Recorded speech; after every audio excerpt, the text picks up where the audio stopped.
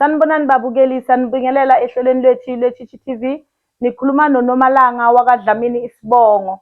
Namhlanje sizokhuluma-ke balaleli ngohlelo elithi Umona kwi-Chichi TV. Isihloko sethu sanamuhla sithi Umona. Ningakhohlwa-ke balaleli ukuthi siya-subscribe, sishare, siphinde sikhomente, siphinde silike. Sinesivakashi sethu-ke namhlanje udadewethu namhlanje esizoxoxa naye ngaso lesi sihloko esithi Umona. Sike sisihlaziye ukuthi umona kahle hlehle uyini, umona kahle hlehle wenziwa yini. Sawubona dadewethu. Sawubona sisini. Cela ukubingelela abalaleli. Ngiyanibingelela abalaleli bekhaya, yimi uJane wakaNkosi, ngihlala eTsakani. Asibonge-ke balaleli, nazwela-ke udadewethu esezibika-ke kini-ke. Dadewethu, namhlanje sizokhuluma ngesihloko la, isihloko esibalulekile, isihloko esingasiza isizwe, isihloko esingasiza umuntu.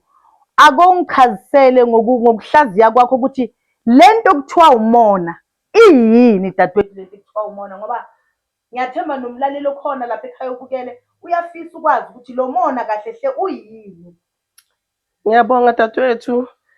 Umona dadewethu isifo esihlukubeza abantu abaningi, isifo esihlukubeza abosisi wethu nabodadewethu. Umona isuka ngaphakathi. Umona dadewethu ngayichaza ngithini? Umona yinto ukuthi mawubona umuntu anento bese wenzani, uyayifisa lento uyayilangazelela, uba yini lo umona. Ayinto engafuneki leyo ngoba ugcina mawubona umuntu uba nomona. Mawubona umuntu anento, makhelwane wakho maybe uthenge into, yini inhliziyo yakho ibenzani, iba buhlungu, uye uthi hayi yazini wathenga maybe isofa laka 20,000 inje, hayi ngabe uthenge into enje, yabo into engafuneki leyo. Imona asiyinto enhle. Kumele nje nawo ulone wenzeni umuntu bakanento, ungabi nomona, ungabeki amabalo lokhu ucabangela lokhu nalokhu. Asinto enhle le efunekayo dadewethu, ngoba ugcina uba nomona efemelini yakho. Umuntu onomona nje akusikuhle dadewethu. Umuntu efemelini uba nomona, umngani wakho umdlela umona, umakhelwane wakho umdlela umona. Wonke umuntu wena ufuna ukuthi into yenzani, zonke izinto ezinhle kumele zenzeke kuwe, hhayi komunye umuntu. Umuntu makanento wena inhliziyo yakho yenzani, iba buhlungu.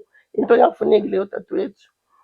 Ucabanga-ke dadewethu-ke Jane Nkosi, njengoba ukhona la namhlanje kunombukeli obukele lapha ekhaya, lo mona lo udalwa yini ukuthi umuntu kuze kuphakame into ekuthiwa umona, isitho esingabonakali kodwa esikhula kuye esibizwa ngomona, kudalwa yini lokho? Ngiyabonga dadewethu. Umona dadewethu udalwa ukuthini? Udalwa ukuthi ukunganeli wena ile nto lo uNkulunkulu akunike yona. Awuneli uNkulunkulu kunike lo wena, ufuna lokho okungaphezulu. Kanti iziphiwo zabantu azifani. uNkulunkulu makakunike lokho, lo amnike lokho, angeke size sifane ukuthi awamukeli wena, awufuni ukudlula. Ufuna kube uwe onento ondlula omunye umuntu, umuntu ungandluli. Hey dadewethu, ngiyakuzwa impela, uyalibeka lo daba lomona ngoba baphelile abantu la ezweni indaba yawo lo mona. Manje bengicela ukubuza la ukuthi kumuntu osetshenziswa yile sitho esingabonakali esiwumona, angenza kanjani ukuthi kuze kuphele lesitho lesi esiwumoya omubi esiwumona, angasigwema kanjani umuntu? Ngiyabonga dadewethu, umbuzo wakho muhle kakhulu.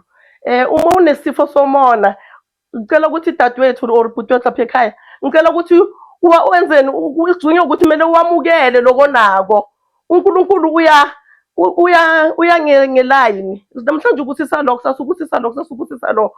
Nawe masingakafiki isikhathi sakho sokuthi ube nento enje oyilangazelako, siyelinda. Inkinga yethu ukuthi asikhoni ukulinda singabantu. Sifuna ukuthi izinto zethu zenzeke fast, zenzeke ngendlela yethu. Akade isikhathi senzeni asingakafiki, yasihlula ukulinda. Yiyo lento leyo esidalela ukuthi ufuna yonke into yizeni ngokushesha.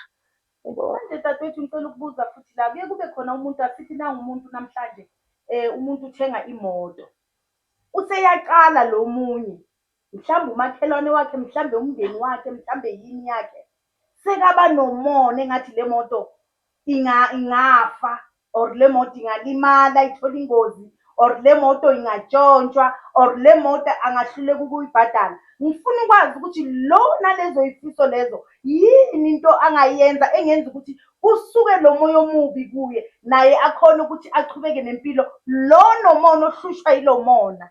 Ngiyabonga dadewethu. Into njengoba bengisho dadewethu ukuthi uma ufisa into, uma ubona umakhelwane wakho uthenge imoto nayi nje, ungamdleli umona, mbuze umakhelwane wami wenze kanjani ukuthi uthenge into so wenze kanjani, uzokutshela ukuthi enza lokhu nalokhu.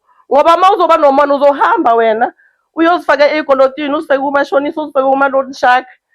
Uwenze kanti wenzela ukuthi ufuna ukufisana umdlela umona, kanti awazi ukuthi yena unalezi zinto lezi mhlambe kudala waqala ukuyibeka imali, uneminyaka engakanani elwela ayibeka. Wena uzofisa ukuyenza leso sikhathi leso hlala naye umakhelwane wenze kanjani, akuchazele ukuthi kube nomona.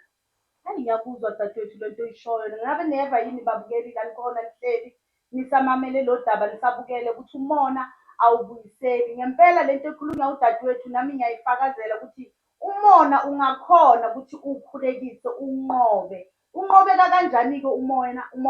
Unqobeka ngokuthi uma ubona umuntu enento enhle, mbongele, defeat umona. Ungakafinyeleli kuwe ukuthi uze usebenze ube namandla wokuthi ukhuphule umoya omubi. Mbongele ngaleso sikhathi ukuthi ngiyabonga lento oyenzile, engathi nami uNkulunkulu angangisiza ngelinye ilanga ngibe nayo lento. Uma wenze kanjalo dadewethu, wenze kanjalo mfowethu, nesitho esingabonakali esiwumona uyakhona ukusidifitha. Futhi noma ngabe siyafika, noma ngabe isikhathi sini umuntu enza into enhle, sithi masicabanga ukusondela kuwe siphinde sikhumbule ukuthi konje lo muntu uzothi ngiyabonga bese siyahoxa sibuyele emuva. Nesikhathi sokulinda into uma ingakafiki kuwe, uqinisile udadewethu makathi linda kuze kufike kuwe, ungadleli omunye umuntu umona. uNkulunkulu sithanda sonke futhi asiphiwanga ngokufana, futhi izinto zethu angeke zifike ngesikhathi esi-one. Ngakho kufanele umuntu nomuntu amukele loku anako kuze kufinyelele esikhathini sokuthi aze athole loku akudingayo, ngoba kuyafana mntakababa la ukhona mbukeli, noma ungaba nomona umuntu athole into ezinhle angeke zibuyele emuva ngoba wena unomona, uzoloko aqhubekela phambili. Manje dadewethu ngicela ukubuza ukuthi wena njengawe kanje, ngendlela okhulumisa umona ngakhona, uwubona ngakhona, ungathini kumuntu olapha ekhaya manje ohleli osibukele onalo mona kodwa ofihlakele? Angithi uyazi dadewethu ukuthi lo mona lo yisitho esifihlakele esingabonakali. Ungathini kuye umuntu okhona lapha ekhaya osibhekelele manje osimamele? Mina ngithi balalela emakhaya lapho uma unalesi sifo lesi kuthiwa umona, guca uthandazo ucela kuJehova ukuthi uNkosi ngicela ungisize kulo mona engikuwe uphume nami ngiphumelele, umtshele into ozifisayo uNkulunkulu, nami ngicela ukuthi ungisize ngifane nabanye abantu.